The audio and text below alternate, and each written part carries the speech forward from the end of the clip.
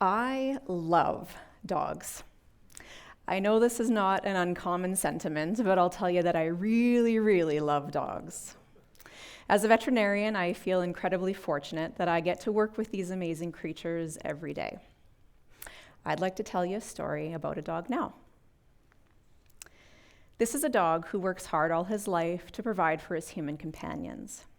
He serves as a mode of transportation through the harsh northern winter landscape, a source of protection from hostile people and wildlife, and as a source of comfort, companionship, and entertainment. His people are proud of him, and at Christmas time, they dress him up in his very own regalia, complete with intricate beadwork, ribbons, and bells, and parade him around town with the other dogs. He's deeply bonded to the tiny humans in his family, and often plays outdoors with them. Sometimes he has to be their protection when other dogs come around or when strange people drive by and try to snatch his tiny humans away. When needed, he has to show his teeth, use his voice, and even bite. Last year, this dog became his family's hero when he saved one of his tiny humans from drowning in the river when no adults were around to help.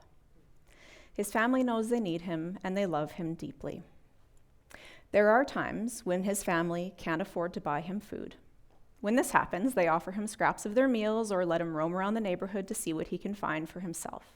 He always comes back home, though. He knows his family well. At certain times of the year, this dog gets a real urge to run around with the other dogs in the neighborhood. They play together, they run together, find food together, and chase after the girl dogs in heat.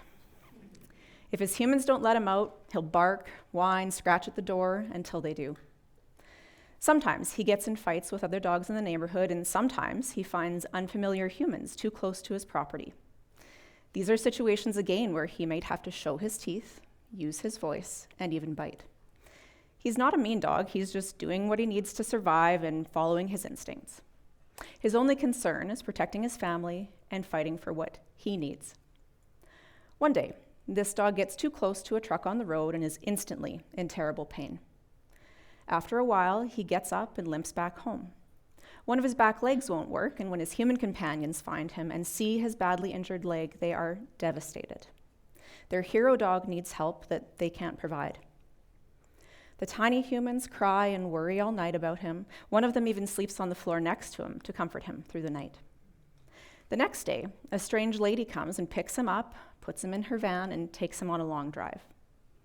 When the vehicle stops, the lady takes him into an unfamiliar building where he's touched from head to toe by more humans he's never met. He's nervous and shaking and still in a lot of pain. He gets poked with some sharp things, and the next thing he knows, he's waking up in a cage. He needs to get home to see his family again to make sure his tiny humans are safe. Soon, he realizes his injured leg is no longer causing him pain, and in fact, it isn't there at all. It takes a while to learn how to walk with only 3 legs, but soon he can run and jump and play like he's done so many times before. He never forgets his family, but when he goes home with a new family, they love him too. His tiny humans wonder where he went that day. They never hear any more about him, and they worry that he might have died. They get a new family dog, but never get as close to him as their first dog. They don't want to have their hearts broken if he gets taken away too. They'll never forget their first dog, their family hero, who loved them and protected them when it mattered most. Now, I wonder, what do you feel when you hear that story? Who do you empathize with? The dog, the kids, the rest of the family? Do you like how the story ends, or were you looking for a different conclusion? This story is actually an amalgamation of several stories I've heard and witnessed over my years of working with and for northern, remote, and Indigenous communities. It illustrates the deep and precious dog-human relationships that are common in these communities, while also highlighting the challenges that often coexist where resources and access to services are scarce. While there's increasing recognition that many communities experience issues with dogs, there isn't a widespread understanding of how these challenges come to be and why they only seem to affect certain communities, those that are northern, remote, and Indigenous. In these communities, often the biggest and most pressing concern is dogs gathering in packs and threatening the safety of human citizens. And some believe that it's solely inappropriate or irresponsible dog ownership that leads to these problems. What if dog problems and high numbers of dog bites or attacks are just the canary in the coal mine? What if these issues are a glaring symptom of systemic failures that have served to reinforce the idea that northern, remote, and Indigenous communities do a poor job of taking care of dogs, and that it's up to southern, city-dwelling, often white animal lovers to save the day and rescue these animals? When we think this way, we risk harming these deep, meaningful, and vitally important dog-human relationships, like those illustrated in the story I just told you, when in fact we know that these relationships can be life-sustaining and often life-saving. Animal health and welfare services are critical to community health and safety, but we know that veterinary medicine, like human medicine, is not equally accessible to all animals or all animal caregivers. Just this past year, Arkansas-based public administration scholar Dr. Sue Neal and her colleagues published an article illustrating the distribution of veterinary care accessibility in Canada. As you can see on this map, there are vast areas across the country where there is little or no access to veterinary professionals, illustrated by the red and orange areas. It's important to mention the territories. These areas were not included in the data set, but just know that there are even fewer veterinary professionals up there than in the orange and red areas. Look in particular at northern Saskatchewan and northern Manitoba. What would it be like to live there and not even have the option of accessing emergency services if your pet was sick or injured? What might that do to your own emotional well-being, and how might it affect your overall health and your trust in animal health and welfare systems? Unfortunately, this is reality for many animal caregivers living in the orange and red regions, and in current times when the veterinary profession is experiencing a critical workforce shortage, these areas without access are unlikely to get access anytime soon.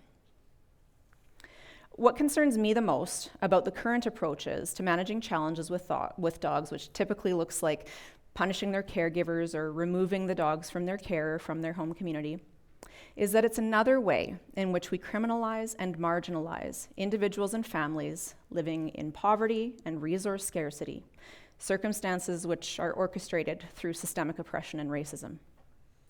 Thinking about the vital importance of dogs to the livelihoods and survival of families in northern Indigenous communities over millennia, it makes very little sense to try and fracture these bonds through punitive measures. Instead, we need to look at what's happening in our systems that leads to disproportionately high rates of poverty, food insecurity, and certain disease conditions for people in the same communities where dog problems are reported. When humans don't have access to the things they need to be healthy and well, their health outcomes suffer. As you heard in my story, this is also true for animals. In my story, though, the dog's health ended up fine, right? He got taken to the vet, he received surgery, and was adopted by a new loving family. But what about his original family?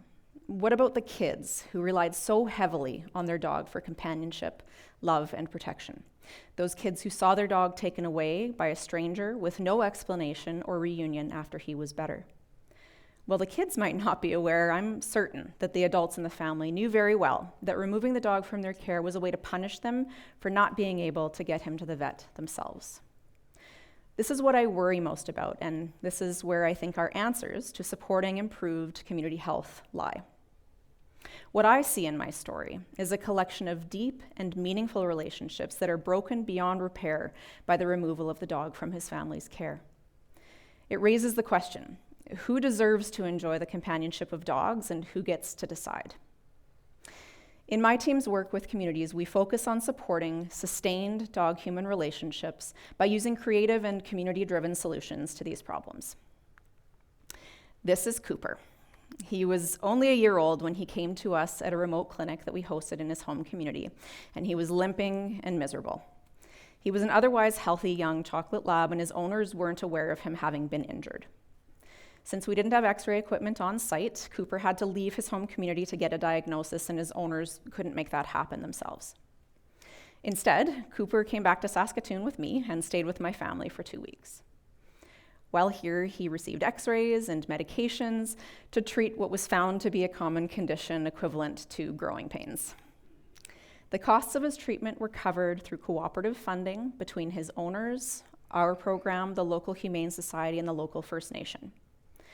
After he had recovered, Cooper was returned to his people, thanks to my parents, and years later still brings his family endless joy as he accompanies them hunting, fishing, and enjoying family life in the north. He's also a YouTube star. The relationship between Cooper and his family, like the relationships in my story, are special, sacred, and worth saving.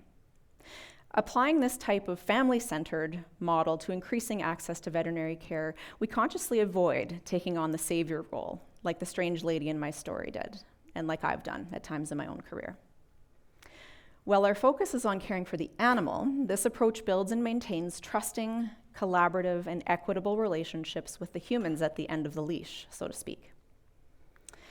So, how can you help to keep pets and people together?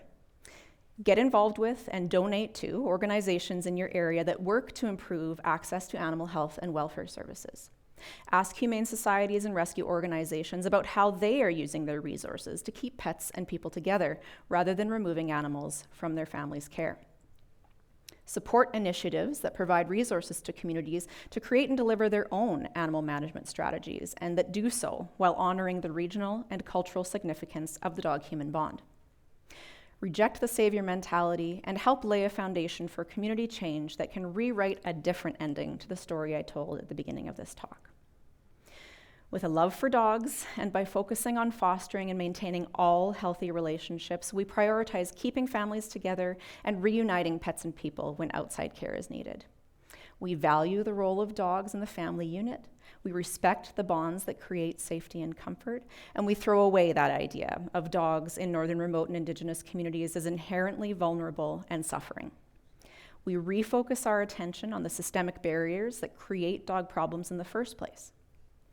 With relationships at the center, we can together create a world where our story's hero, the valiant, loyal, devoted dog, gets to return to his tiny humans and maintain their bond for many years to come. Thank you.